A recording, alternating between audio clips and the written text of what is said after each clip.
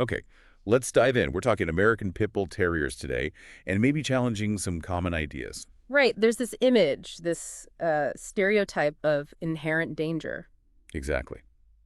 But what if the history tells a different story?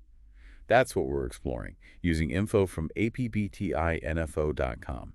We want to understand the breed's temperament, especially, how they relate to people by looking at their past. Yeah, and look, you might already have strong feelings about APBTs, and that's totally understandable. Our mission here, though, is just to pull out the key insights from the history presented in our source. Try to get a clearer picture. So the big question is this. How does the American Pit Bull Terrier's past, specifically its use in fighting, actually explain its temperament towards humans? It sounds like a contradiction, doesn't it? A fighting dog being good with people. It really does. But the source material tackles this head on. Yeah, it argues that to really get the APBT temperament, you have to look at the origins, what they were bred for. It's about finding that historical why behind the modern dog. Precisely. And there's a really striking example the source uses to illustrate this, a dog named Virgil. Yes. Champion Virgil. Tell us about him. Gambler's GRCH, Virgil Rom. He was, well, a very successful fighting dog, a game dog, as the term is used in that context. Meaning bred and conditioned for pit fighting. Correct. He had 5 big wins, championship wins, against tough opponents, recognized as AGDT Dog of the Decade, other awards too. Okay, so a top-tier fighting champion. Absolutely. But here's the fascinating part, and the core point Virgil helps make. Even a dog like him, bred for that intensity, was likely, according to the source, inherently good with people. It challenges our assumptions. How so? The source suggests Virgil, the very same dog, could have potentially excelled in totally different roles. Army dog, police work. Therapy dog, even. Hunting. Rescue. Potentially, yes. Dependent entirely on the owner and the training. The dog, Virgil, is the constant. The owner's influence is the variable. That's a powerful idea. The dog's potential is broad, but shaped by circumstance. So let's really dig into why. Why were these fighting dogs often good with people? It feels so counterintuitive. It does. Why would breeders involved in something like dogfighting actively want or even need dogs that were friendly to humans? Like, what was the logic? Well, the source gives some very practical reasons. First, think about the fight itself. The handlers were right there in the pit with the dogs. Okay, yeah. Very close quarters. Extremely. They needed to be able to handle their dogs safely, even in that high-stress, high-arousal state. So a dog that might turn on the handler. Would be a massive liability. Dangerous for the handler. Unmanageable. It just wouldn't work. That makes a lot of practical sense. You need control in that situation. What else? Secondly, and this is really crucial, the source states very clearly that human aggression simply wasn't tolerated. Period. Not tolerated how? Any dog showing genuine aggression towards a person was typically culled, euthanized. Wow. So it wasn't just undesirable, it was actively selected against. Very strongly. It was a strict, non-negotiable criterion for these breeders. Okay, so handler safety in the pit and zero tolerance for human aggression generally. Was there a third element? Sort of related to the first point, but yeah. A dog aggressive towards humans would just be too difficult to manage overall in and out of the pit environment. Right. Handling them, moving them around. Exactly. These events, however brutal, required control. A dog that couldn't be safely handled around people just wouldn't fit into that world, even logistically. So the breeders prioritize human friendliness out of sheer necessity, really. For safety, for manageability. That's the argument. Safe handling, strict culling of human aggressive dogs, and general manageability. Okay. This paints a very different picture. Dogs bred for fighting, but needing to be safe and manageable around people.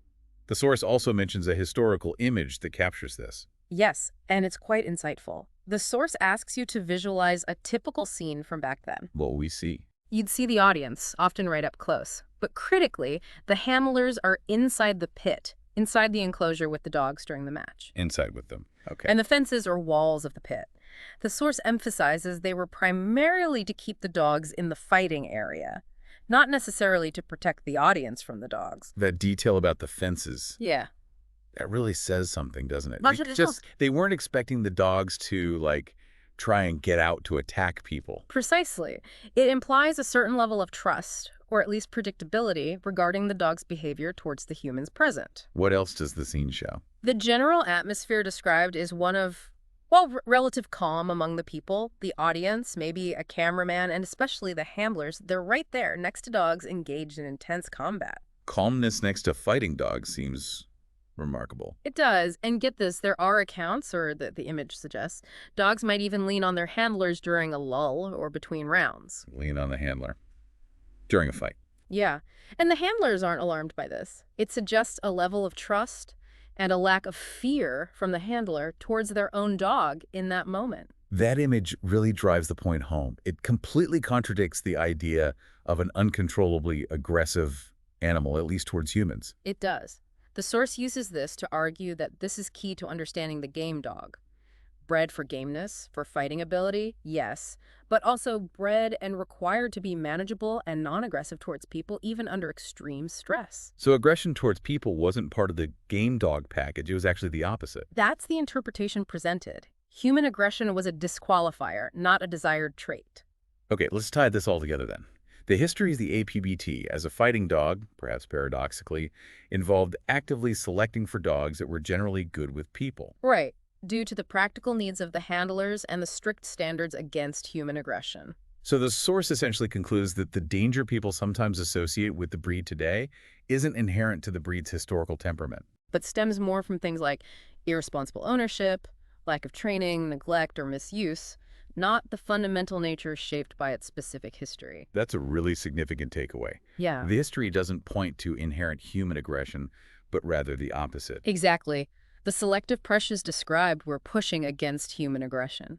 So just to quickly recap for you listening, we looked at how the APBT's fighting history created this surprising dynamic where human friendliness was actually selected for. Champion Boudreaux was a key example of that potential balance. And we saw the practical reasons, handler safety, strict culling, manageability that drove breeders to prioritize dogs that were good with people. And connecting this history to the present day is so important, isn't it? Absolutely.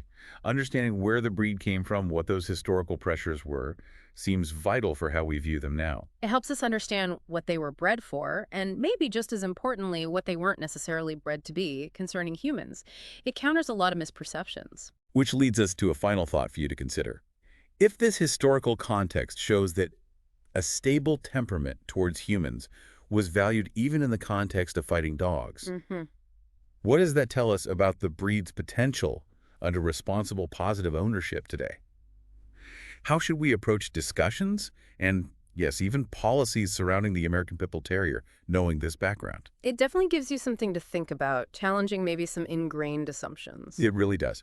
We encourage you to check out the source material yourself for more detail. That's www.aptinfo.com. Yeah, explore it further. Thank you for joining us for this deep dive into the complex history and temperament of the American Pit Bull Terrier.